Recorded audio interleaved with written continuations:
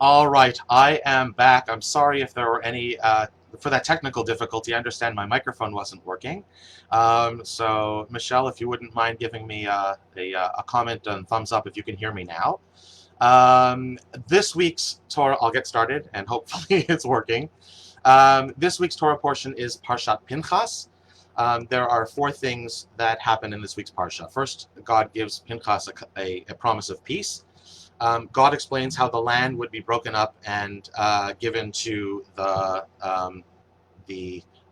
males of the land of Israel. The daughters of Tzalafchad ask Moshe to be allowed to inherit their father's portion because they didn't have any siblings. There were no males born. And also Moshe appoints Joshua as his successor. I'm just... okay, so God, I want to focus on the first one. Thank you, Joanne. God gives Pinchas a covenant of peace. So the Parsha relates that the Jewish people were behaving quite badly, very immorally, intermixing and intermingling with the neighboring lands and the non-Jews in the Midianite tribe and others as well. And God brought a plague upon them, and people were dying by the tens of thousands. But Pinchas, the son of Aharon, who is the Kohen Gadol, got fed up with it all and speared an Israelite man and his, I guess, girlfriend. We'll stick with that word. And he killed them both.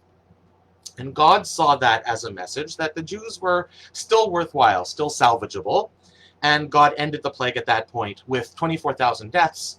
And he said to Moshe in Bamidbar 25, Pinchas, the son of Elazar, the son of Aharon the Kohen, has turned my anger from the children of Israel, away from the children of Israel, by his zealous avenging me among them, so that I did not destroy the children of Israel because of my zeal. Therefore, say, I hereby give Pinchas my covenant of peace. So let's get this straight. We get a peace prize for having killed somebody, including a Jew. Yes, but it seems we have to redefine what peace is. Obviously, peace is the opposite of passivity. Peace is not yielding weakly to force.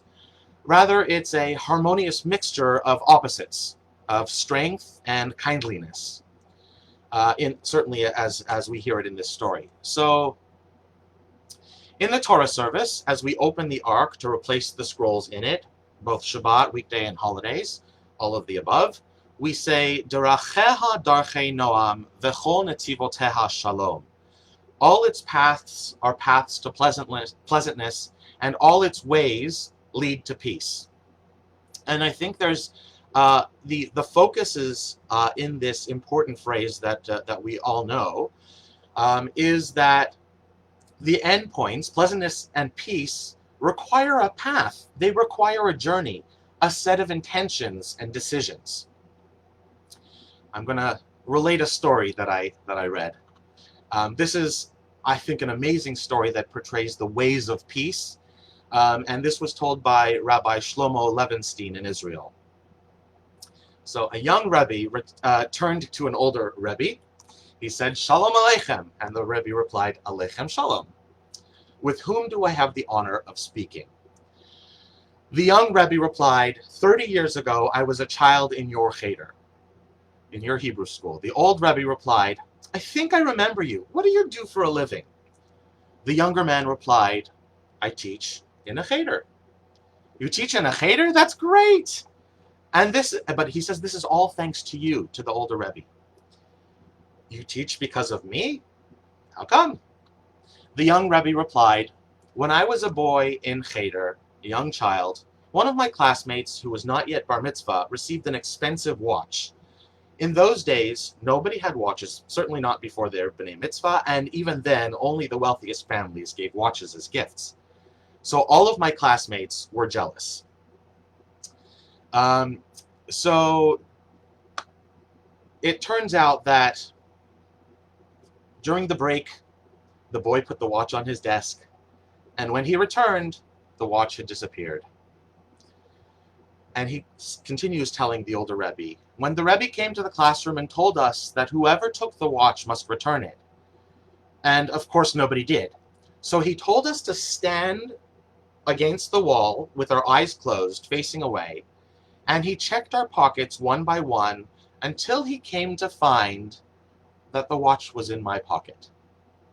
I was sure I was in huge trouble, but to my surprise, he took the watch without anyone noticing, sat back in his chair, and said to the rest of the kids, "I want you to know that the watch was not stolen. It was just taken by one of the boys who was just struggling with their Yetzer Hara, the evil inclination.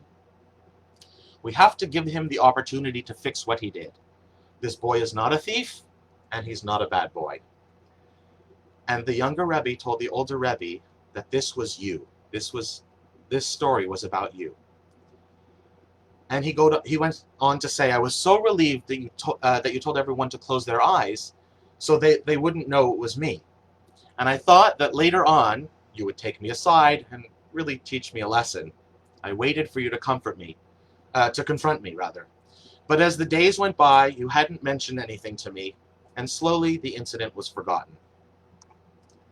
I was so amazed that I thought to myself that if this is what it means to be a great rabbi, a great teacher, then I would also want to be a rabbi in a cheder." So that's exactly what I did. He said, "Do you remember the incident, Rebbe? Do you remember that it was me who took the watch?" The old Rebbe said, "No, I don't remember." How come the Rebbe doesn't remember? This was a major event. The Rebbe must have seen that it was me. And the older man said to him, "No, I didn't see, because my eyes were also closed." The older Rebbe did a surgery to recover the watch while shielding the identity and preserving the dignity of the guilty child. This is the epitome of ways of peace, I think.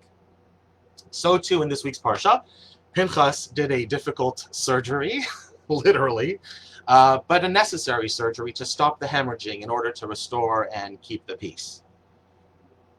So what can we learn from this story in which Pinchas, considered by some to be a zealot, stops a horrendous plague? We're reminded that there are many times when doing the right thing may not be the popular thing. We're reminded that we each have free will, but there are consequences and rewards and punishments, and of course both known and unknown, that result from our actions. So do we all behave like Pinchas? Perhaps the answer is yes, we should act as Pinchas did rather than sit in silence. And in this world, we're currently grappling with horrific moral wrongdoings in the world. Racism and sexism and child abuse, and the list goes on. But instead of raising spears, of course, we must raise our voices and our consciousness and our conscience levels, our Yetzer HaTov, and of course, raise our children to know right from wrong in the context of community, of the world, and of course, of God. And I think that's the message inherent in this week's Torah portion. I wish everyone a Shabbat Shalom, stay safe, have a peaceful Shabbat.